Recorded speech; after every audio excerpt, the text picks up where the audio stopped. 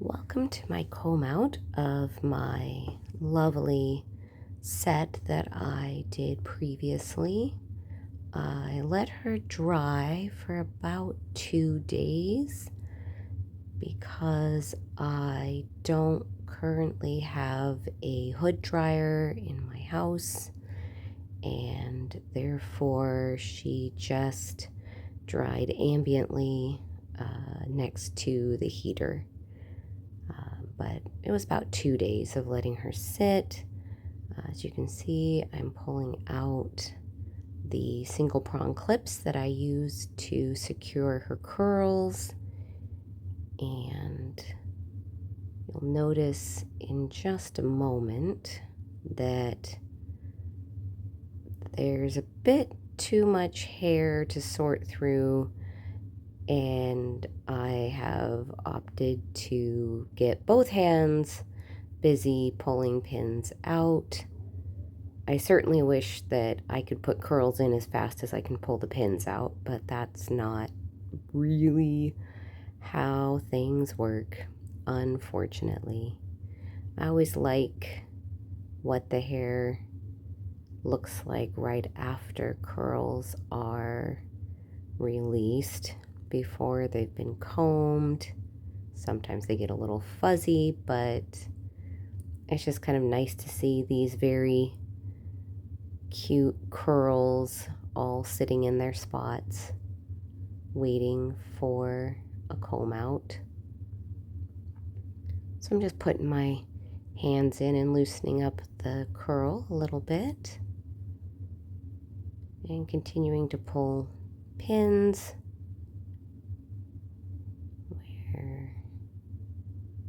We're now up to brushing the hair out. I could not find my stiff bristle Denman brush that I would normally use for this first brush out, so instead I got my incredibly small diameter round brush and utilized it much like I would my Denman brush. It has good stiff bristles, so I can start the process of breaking up curls and making the style begin to take shape.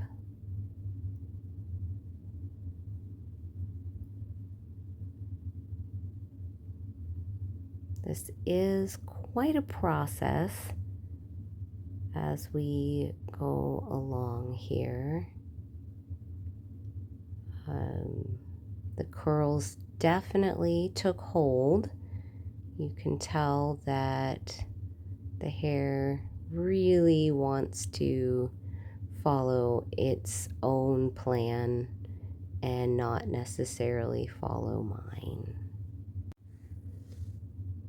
The nice thing about using this round brush is that I could already start pre-forming some of the curls into close to their final shape. I'm going to be using some Period Authentic Brilliantine, which is in fact petrolatum and fragrance, but it is really nice for adding shine and control. You don't want to use very much, but it really does lend to an overall sense of shine and luster, and helps keep flyaways to a very bare minimum, and to some degree it makes the style a little more waterproof.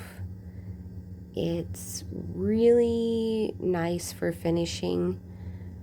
The only trouble is, because it is petrolatum, it is really difficult to simply rinse out. You do need to wash the hair very thoroughly when you're ready to finish up your set's life. This would be much more appropriate for somebody who was going to wear their hair in the same fashion for maybe a week, where you can sleep on it and then just readjust a little bit in the morning, versus today's modern styles that generally need to be washable, almost wash and go. I have gone and switched to using a softer bristle brush for direction and shine, especially shine. It is a flat brush that has nylon bristles of varying lengths. So there are stiffer bristles that are a little bit longer, and then there are shorter bristles that are a little bit softer. But this is a really nice brush for starting to work on detail work.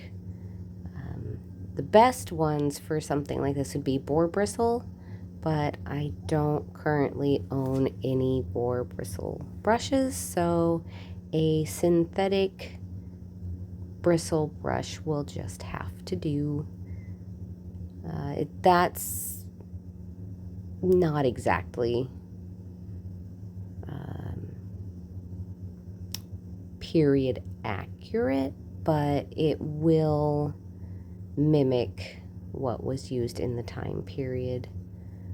And now I'm just starting the adjustment of what I want the final style to be, and I've been using long single prong clips, known variously as duckbill clips or yoyettes, as just a little help to secure some of this style before I start actually pinning it with bobby pins.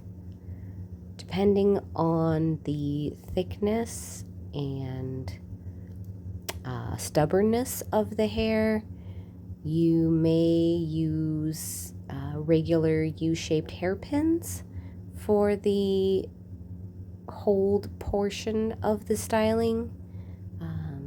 I chose bobby pins because her hair was particularly stubborn today.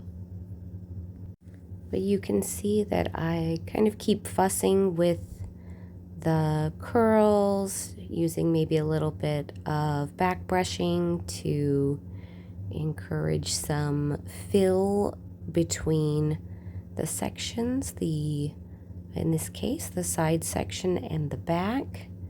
And we'll add another long clip to hold the hair where I want it. And then we come up to the fringe section, which is what this set was focused on, was specifically the bang section. So I'm doing a little bit of back combing or back brushing, really, to help blend the section together and create not much volume, but more helping direct the hair and blend it a little bit. This whole top section came all the way back from the crown in a triangular pattern. So the idea was that you would have a long bang section, but that you would also have a flat crown, so as to be able to wear a hat when going out. That was very common in the 1940s, was to have a style that still looked nice with or without a hat, and also that when you wore a hat and took it off, you wouldn't worry that your style would be mussed in any way. And that is why the crown, both in the bang section but also in the back section, is very flat and not built up to have any or very little body. I've now switched to my teasing and styling comb that has very specific tines on the comb portion that help and ease in back combing, and then there is a metal pick on the end that is very nice for manipulating the curls to try to encourage them to go where you want.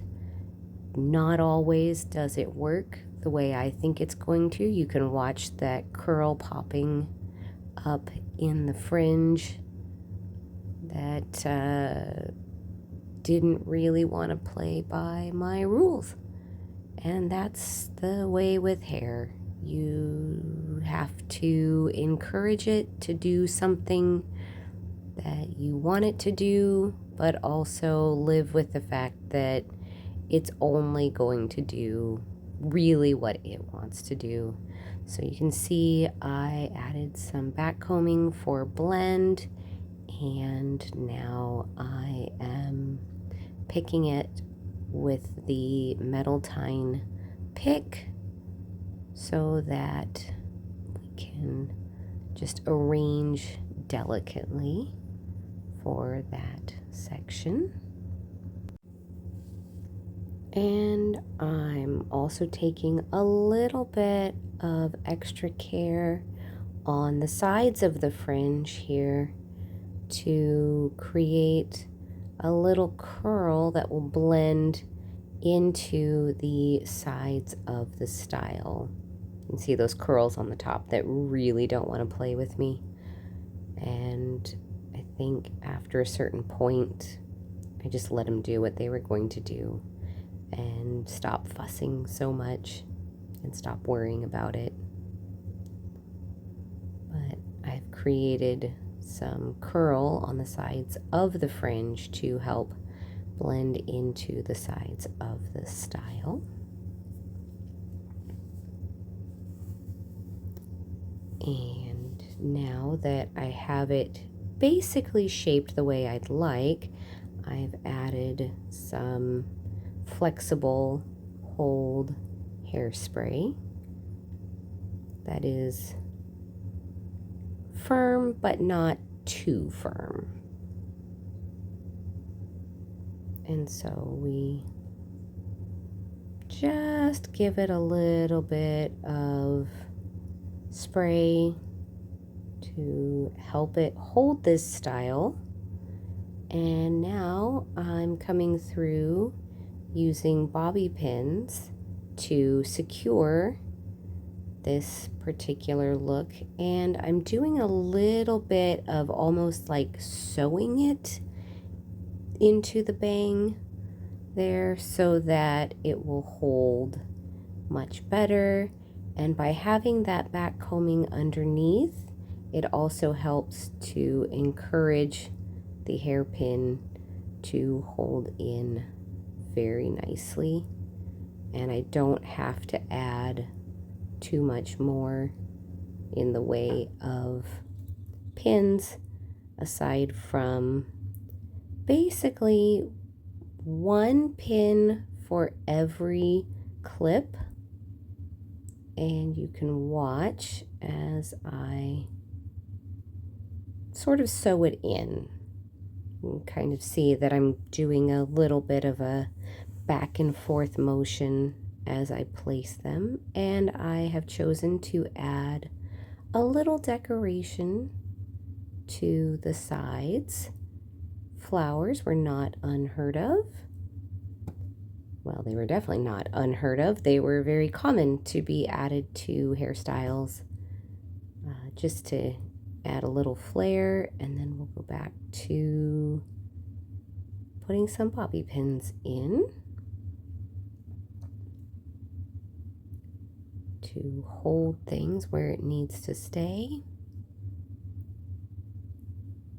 Although potentially some of this could have stayed without the support of the bobby pin, but it is nice to have a little something extra to keep the hair from flying away.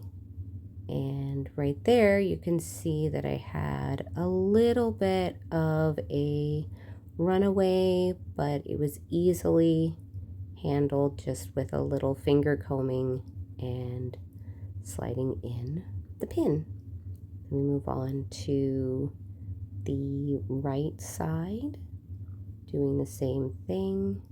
I know you're not supposed to open your bobby pin before you place it, but I like to open it a little bit just so I can get some of the hair in easier. Still doing a little bit of a sewing motion and adding my other matching hair clip. You could even add clips at the back towards the nape, just above the curls, if that's something that appeals to you. And here is the finished look, all sides, and then also the set pattern that I followed. Thank you for watching.